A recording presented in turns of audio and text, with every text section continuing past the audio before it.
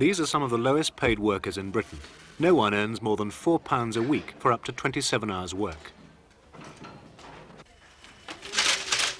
This man is stapling mail order covers for records. His maximum wage for up to 22 hours a week is £2.50. This woman is gluing packaging for a well-known brand of kitchenware. She works up to 30 hours a week. Her maximum pay is £1.75. There are more than 50,000 men and women in Britain today being paid similar wages. They're all either physically disabled, mentally handicapped, mentally ill or just old. They attend day centres run by local councils or are patients in psychiatric hospitals. They work for some of Britain's biggest and best-known companies. However, they work for pennies, not pounds. Government restrictions prevent most of them from being paid more than £4 a week, no matter how hard they work. For 5 months, World in Action has been investigating Britain's day centre and hospital workshops. Tonight we show how private and nationalised industry and local councils benefit from an unseen army of the disabled and the handicapped who are working for a pittance.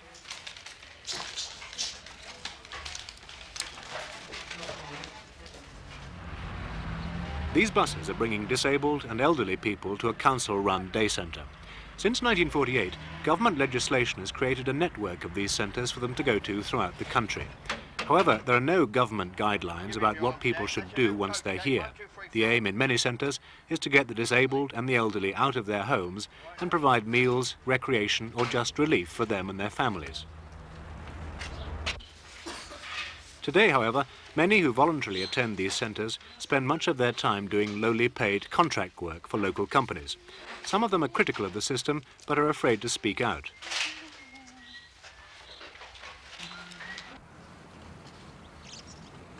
Bert Massey, who's disabled, has studied the day centre system.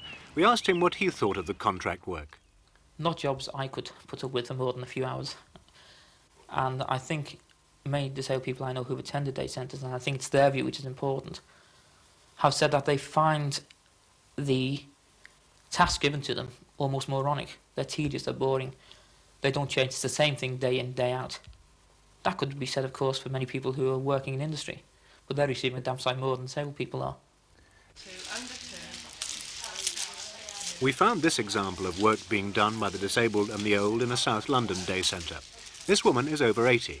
She and her companions are changing protective covers on wooden spatulas. The spatulas are being sent to doctors to promote drug sales. These two women are 86 and 88. The youngest person here is 65. They come to centres like this usually just to meet their friends, but because of the pressure to complete this subcontract, they've been asked to work. The second part of the job is done elsewhere in the centre by the physically disabled. They come here mainly to work for up to 18 hours a week and earn £1 to £2. Their job is to put the spatulas into new paper covers with different advertising. For this contract, the centre is being paid £1 for every 1,000 spatulas. They and similar centres have to do 1 million.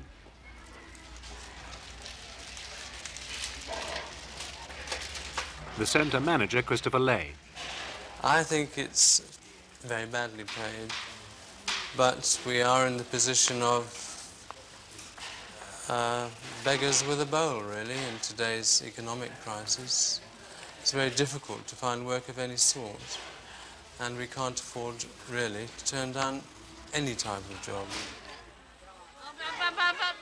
This is an adult training centre for the mentally handicapped. Every council must provide such centres.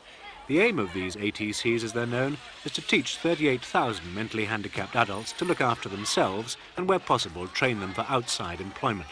But jobs outside are hard to find, so in 9 out of 10 ATCs, trainees often spend much of their time doing simple assembly or packing work. Molly Meacher of the Mental Health Trust believes there's little value in contract work. It is extremely boring, and it is not challenging, and it is in no way stretching their potential to the limit. No real attempt is made to move the ability of the mentally handicapped person on, to improve their capacity over a whole range of skills. It's difficult to discover the real views of the handicapped, but at an ATC in Basildon, Essex, the staff and trainees became so concerned about the lack of value in most contract work that they're phasing it out. They showed us one contract which convinced them that the mentally handicapped shouldn't be doing this work. The contract is to reject faulty tips on drawing pins. We asked the manager how difficult they are to find. Well, quite frankly, very difficult. I would have difficulty in picking them out. What sort of value or training or therapeutic type is there in doing a job like this? Well, probably after the first 10 minutes, very little, very little. What sort of money would you be paid for doing a job like this? This particular operation is 17p a thousand. 17p a thousand pins? Yes. Is that an economic price for you to handle a job like this? Well, if I can say now that we priced it on an instructor, in fact, working 3 days. At the end of 3 days, that instructor would have earned £1. Alan Stevenson and John Webb, who run the Basildon ATC, are in no doubt as to why companies provide them and other centres with such low-paid contract work. Well, I think it's just economic. You know, it's work on the cheap. Why do you think they give you work? I mean, is it charity in any way? No. Oh no, I fully endorse all what Alan's saying. You know, I think charity, you know, charity begins and ends with the WVS and people who come sometimes in from the streets, and they may give us, can your centre use this? But when it comes to the actual industrial work, no, usually we have to go out and look for it. No one comes to us. The only time they come to us is if they're in trouble and they need more work done. That's right. We have to be viable. We have to, in their sense, we have to produce a certain amount, and that they ask for you know, they insist on schedules, and when we've not been able to keep to these schedules, we've taken the work away from the centre and given it to somebody else. Yeah. And there's always somebody else to take it. What other savings are there to a company in using a centre like this for doing work? Well, I would say in particular, you know, storage space. I know for a fact that lots of centres are used for their storage space. This adult training centre in London's East End shows how council property can save storage costs for companies. There are other bigger savings. ATCs, day centres, hospitals, prisons and home workers compete for these simple assembly and packaging jobs. Some companies play off one against the other to get the work done as cheaply as possible. In almost every case, the job would cost more if it was done in a factory, even by the lowest paid factory worker. The firms save not just on wages, but on pensions, national insurance contributions, holidays, welfare and redundancy payments. Further savings can come on rent, rates, heating and lighting. The disabled and the handicapped do the job more slowly, which is why contracts are priced per item, but they still do it adequately and much more cheaply.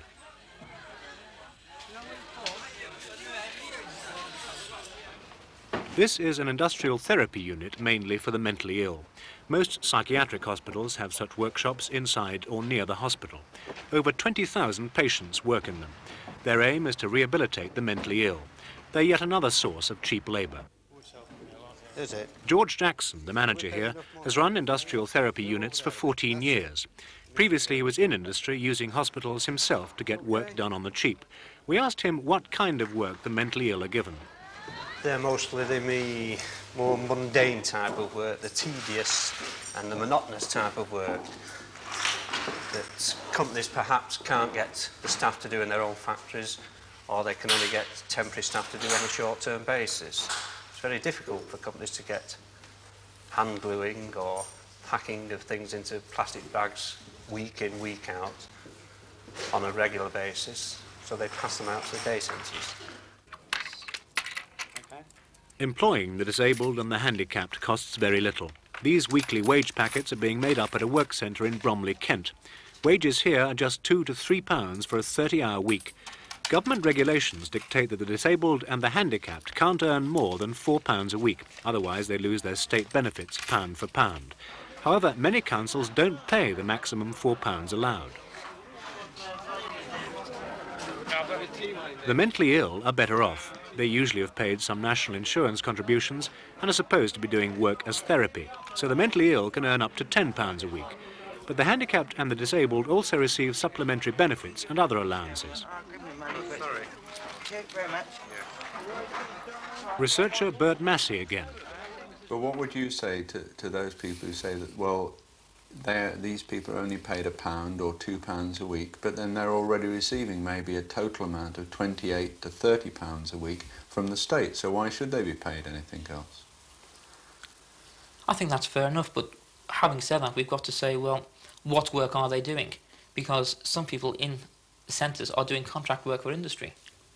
And if they're doing contract work for industry, and industry is selling the products presumably at a profit, then some people might say that paying disabled people £1 a week to do this work is exploitation. World in Action asked 112 major local councils in the areas indicated on this map whether they did contract work in their centres and what wages they paid. Of the 67 councils who replied, only 7 didn't do contract work. Wages were as little as 20 pence a week. The average was only £2. We also visited 35 different work centres. We found widespread use of disabled and handicapped people as cheap labour, not only by small firms, but also by many leading companies, nationalised industries and local authorities.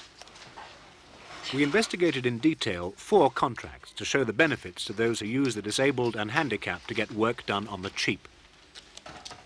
First, the Griptite contract. Lewis Wolf Griptite make a baby's feeding bottle which is sold exclusively by Boots. Boots are not involved as this is a subcontract.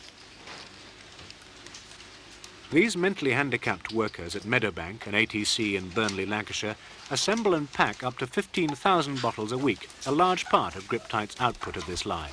They're paid 50 pence to £1.75 a week for up to 30 hours work. Griptite pay the centre less than a quarter of a penny for each bottle. To evaluate this price, we went first to George Jackson, manager at the Coventry Therapy Unit. He insists on a fair price and some therapeutic value. I would cost putting that together at roughly 2.5 pence each.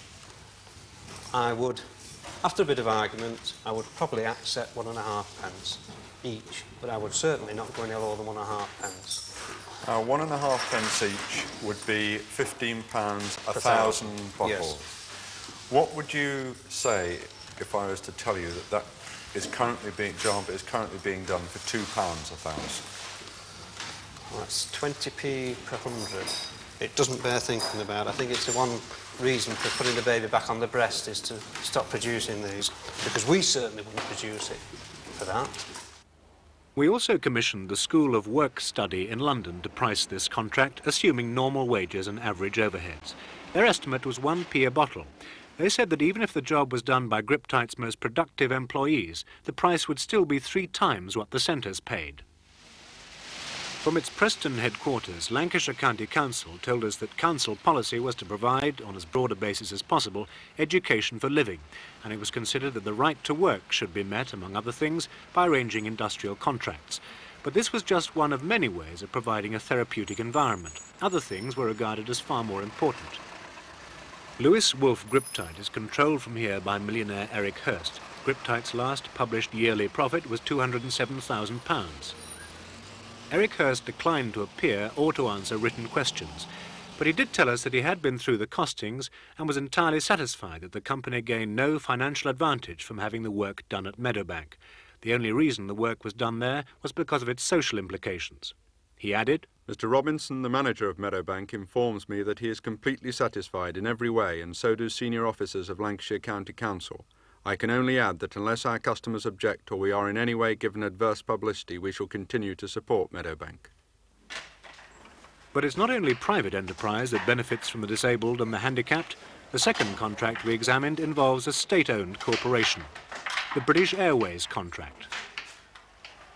The elderly and disabled workers at this day centre in Uxbridge near London Airport are slicing lemons for the drinks provided on all British Airways European flights from Heathrow. They work 15 hours a week and are paid by the council the maximum £4. British Airways pays £2 for 100 of these trays. We asked a leading contract caterer his labour charge for doing a similar job. He said £2 an hour. The centre is paid effectively 55 pence an hour on average.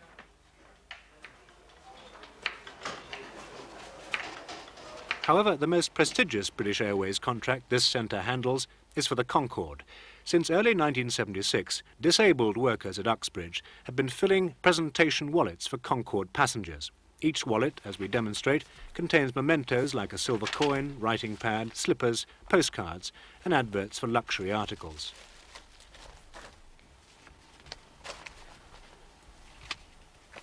But when we arrived to film at Uxbridge, British Airways had told the centre that the Concorde work wasn't to be filmed. It was felt inappropriate to link Concorde with disabled people.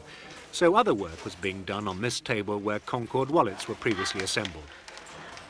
This spastic woman had told us that she filled up to 100 wallets a day. But we did find the Concorde material stacked here in the centre's storeroom. After some delay, the centre is once again carrying out the Concorde contract. British Airways paid 2.5p a wallet. The School of Work Study put the cost at just under 4p. A contract packer quoted 8p.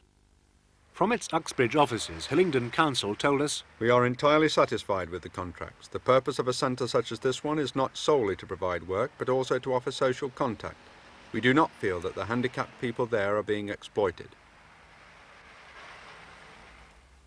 Finally, we asked Ken Whitaker, British Airways head of supplies, if it was cheaper for them to have work done at Uxbridge.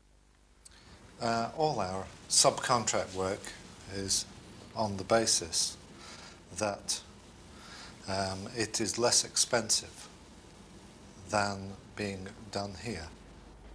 Is not British Airways really taking advantage of the cheap labour that is offered by centres such as the one at Hillingdon to get work done at an advantageous price? No, I don't believe that we are. As I say, I believe that it's mutually beneficial. But if it costs you more to do it at Hillingdon, then in fact it could be done elsewhere, do you think you'd still do the work there through disabled people? As I told you, we are not a charity, we're running a business. And as such, items still have to be commercially viable. Some companies use disabled and handicapped workers on a large scale. The third contract we examined is spread over a variety of work centres. The toy contract. This company, Pittance, makes a wide range of toys found in shops throughout the country. They use several different sources of cheap labour. These mentally handicapped workers in a Bow, East London adult training centre are paid from 75p to £2.50 a week. They work up to 22 hours a week, part assembling Britain's toy tractors. The centre was being paid late last year just under 1.5p for each tractor.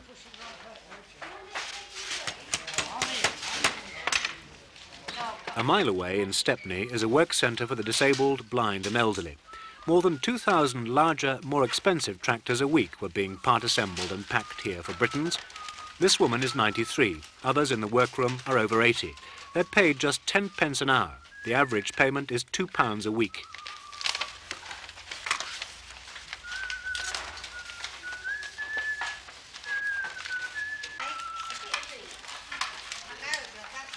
Again, we asked George Jackson what price he would charge to do this same contract. Well, I've had a look at it, and there's approximately 11 different operations involved in it. But there is a great therapeutic value within this particular job. But we would hopefully get around about 8p per carton completed. We would possibly come down to about 5p, but we would not come any more than 5p. The School of Work Study priced this contract at just over 6p each tractor if done in a factory. That's 4 times the 1.5p paid to the day centre. Tower Hamlet's Social Services Director told us that if a satisfactory price wasn't negotiated, then the work wasn't done. The centres were there primarily to avoid loneliness. People were happy to receive the additional money and were under no pressure. This is the Pittance factory in Walthamstow, East London.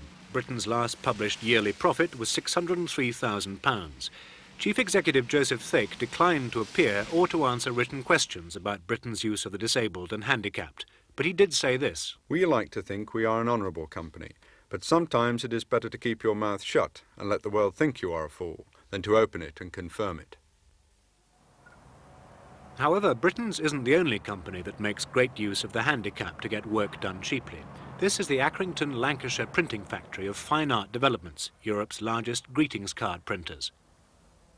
Fine Art are the biggest producers of Christmas cards sold by charities such as the National Society for Mentally Handicapped Children. Another offshoot prints cards for the Queen.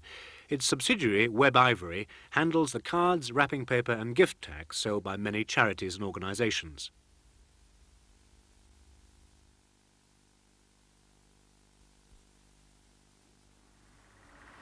Web Ivory lorries are constantly on the road between Accrington and over 20 hospitals, ATCs and industrial therapy units, carrying either cards, wrapping paper or other Christmas items for collation and packing.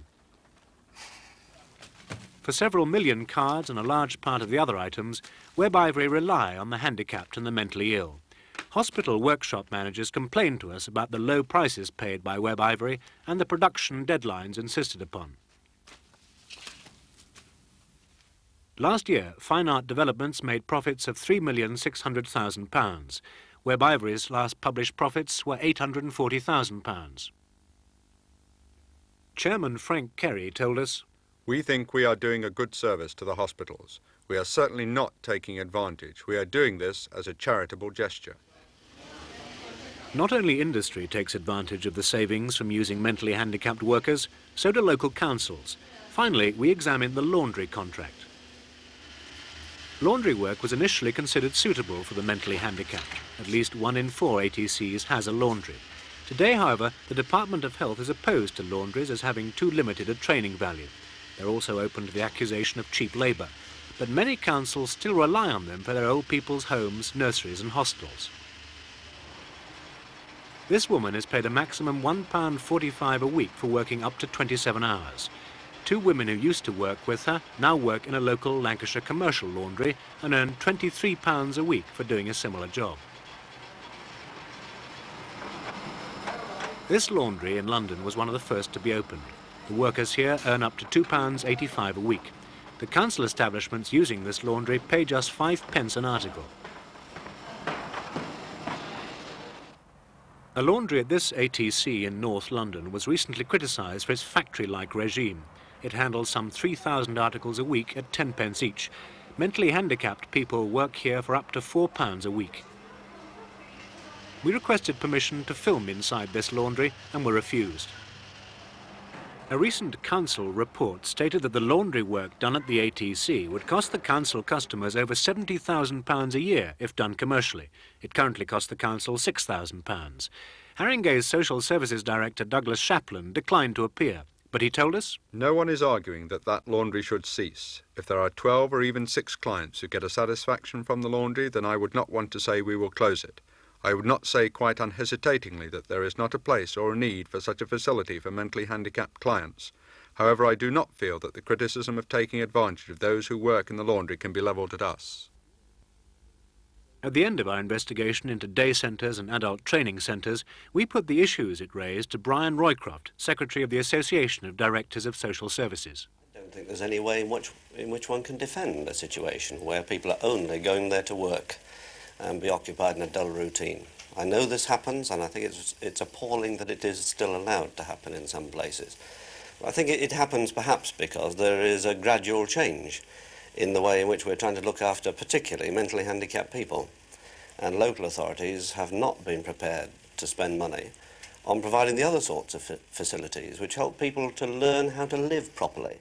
We then asked him if it was his view that local councils were taken advantage of by firms providing contract work. Yes, I understand this is the case, but then on the other hand, local authorities have a great deal of difficulty in getting the sort of work that many of the mentally handicapped can undertake. I don't defend the situation, but it happens, and I am aware that it happens up and down the country. Finally, we put to Mr. Roycroft the question of whether the physically disabled and the mentally handicapped were also being taken advantage of. The absolute literal answer to that is yes, they are being taken advantage of in one sense, but in another sense, and please let's keep this involved, they are living in the community and working in the community and taking part in community life which otherwise might not be available to them. So there are many advantages in the situation for them.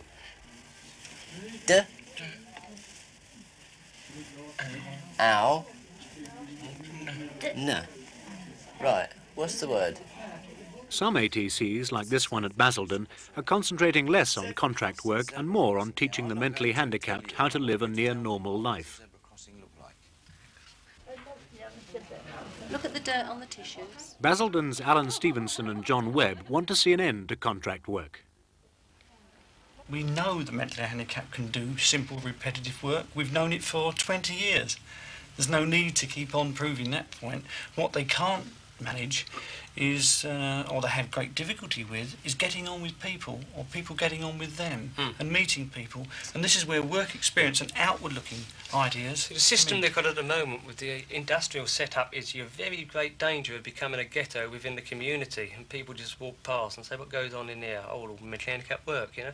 Our job is to be a base and to branch out. And the biggest teaching aid you can get is the local community. World in Action has learned that later this year the government will publish a review of the earnings restrictions on the disabled and the handicapped. New guidelines on what should happen in ATCs and a policy on day centres are also expected. Last month, Health Minister David Ennals stated, "We must not just put up buildings and fill them with people. We have to think very hard about what is to go on inside these buildings once they are up." When that thinking stops, so too must the use of Britain's disabled, handicapped and old people as cheap labour.